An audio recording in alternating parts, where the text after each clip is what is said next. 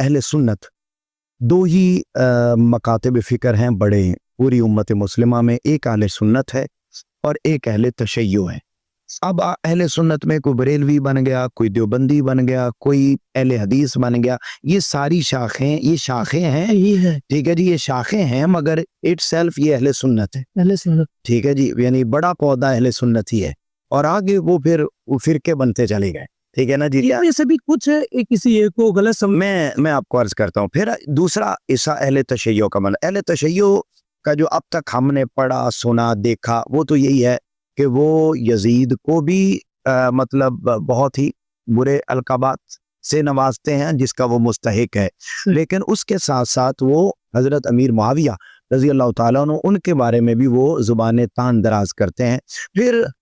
اس سے اوپر چلے جائیں تو حضرت ابو سفیان ہیں، ان کے بارے میں بھی وہ مطلب سخت رویہ رکھتے ہیں۔ لہذا ان